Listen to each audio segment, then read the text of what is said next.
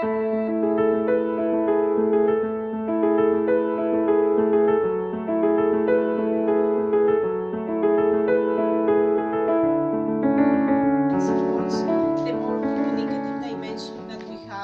this learning zone. That means that we have a group of students here or a specific student that they want to present something. So everybody is sitting like this and listen and interacts and gives their feedback.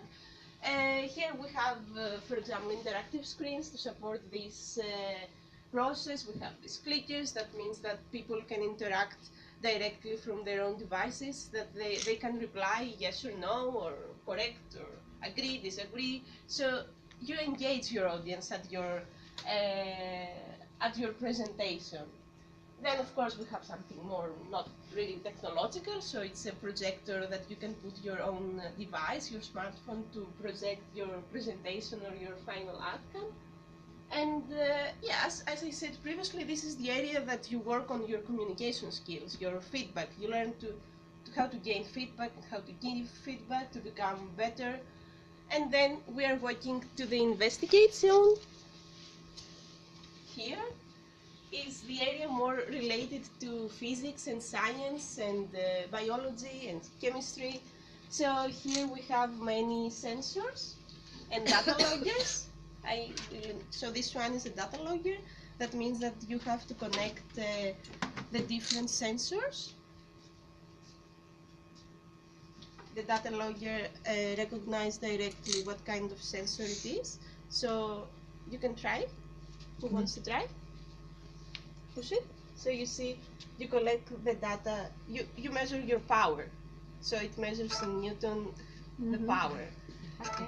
And you can collect data directly in a diagram or in a table. So during experiments, this is very useful if you want to collect different kind of like this. If you hold it with a force. With force, yeah.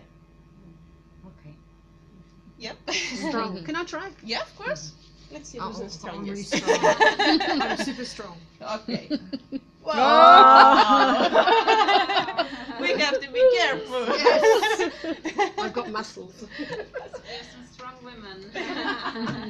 Yep, so here we have different kinds of data loggers and sensors. So as you see here is sensors for conductivity, for pH, for force, for different kind.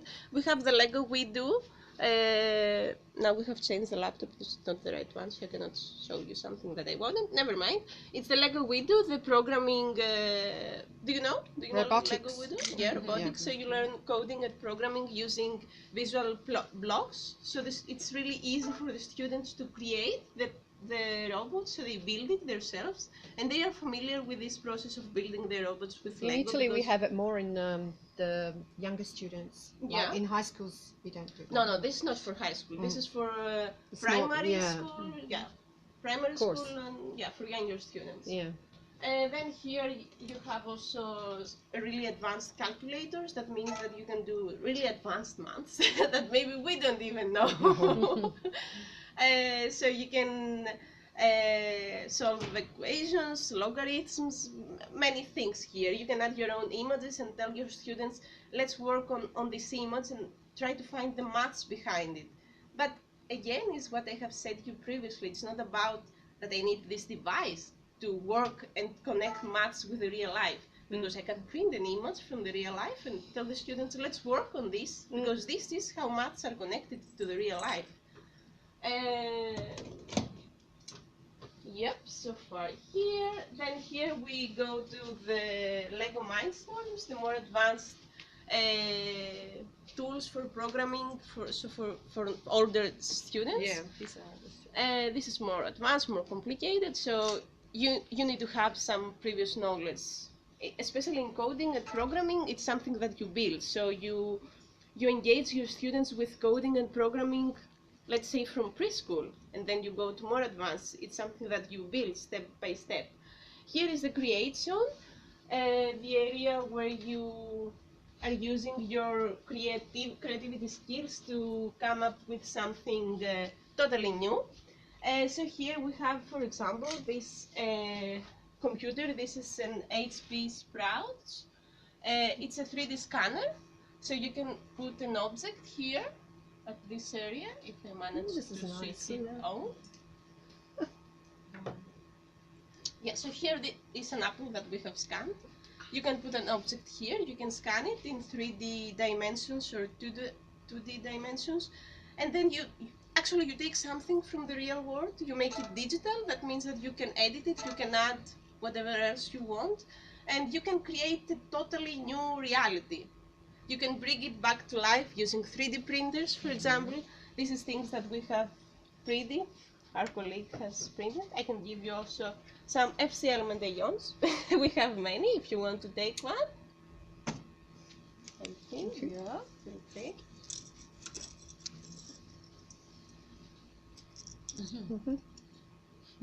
Thank you. You're welcome. Thank you. But imagine doing this with your students. So let's say, let's create our own medallions, or let's create our own elephants when we learn about the elephants or the animals in general. So they feel engaged and they feel that they actually do something because yes, I have learned the information and I have created what I have learned. And here we have also the content creation area. It's also include digital games that you can create. I don't know if you know Kodu. Yes. Yeah.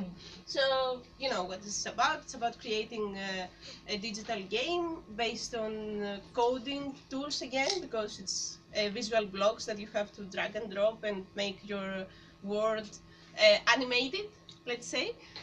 Then here is the exchange zone, the area that we have the flexible furniture, because you can create themes easily. That means that what happens when you say at your classroom, let's create themes? Does it work? Does it take time? We have to move the furniture around. Yes, and it That takes means time. Noise. That means noise. Noise, and we don't have time. Don't have time and noise. But if you have flexible furniture, it's more easy to do it. So you just say, let's create themes. Okay, let's work alone now. Let's create themes. So you don't need time to do when you have the furniture that can support this procedure. And you can sit in teams, so you collaborate by sitting in groups. And then the final zone is the develop zone.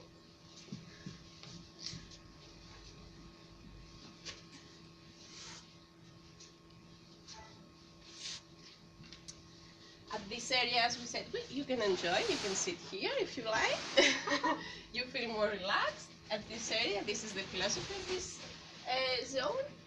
And you can learn at your own pace, without having the strict teacher says, oh, you have to read this, oh, we have to learn this now. And here we have also the first introduction to coding. So this is for preschool children and students. So this is the B-bot, it's a bee that we can use to teach the students the directional language. So that means that they use the arrows to go somewhere. So for example, if you want to say, let's go to the park, what's the instructions that I have to give to the B-bot? These are arrows. Forward, Yes. forward and left. And right. Do you want right. to try this? Yes. Okay, so forward, Right. left. So I will be okay? Grosser. Right, yes, sorry. That's right, because I have to. Okay, let's see. Because sometimes, yeah, let's try. Have I arrived? Have I arrived? Great. No, I have not arrived. So I One say more forward. Yeah. So you clear it, you go 1, 2, you turn, and then you have to go one more. Yeah. And then go.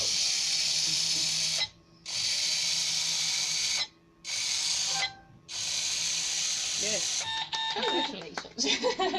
But this is the first step to teach actually the directional language to the preschool students, because you introduce them to some kind of coding, because you say, if you want to go there, what are the steps that you have to follow in order to arrive at your destination? But again, here is not only, it's about the idea, because you can do also this using your own body and tell your students, you can create this great map and you can say to students, okay, let's go there by using our bodies. So one step, I have to go one step, one more step, then turn, and then follow. But of course, these technological items make it more fancy, more appealing for the students. And this is something that you can connect with Bluetooth with the other one, the Bluetooth. But it works with the same way, but here is that you put the puzzles in order and you have more options because you see them. Here you have to remember it. But the philosophy of how it works is the same. So you can try it as well if you want to experiment a bit.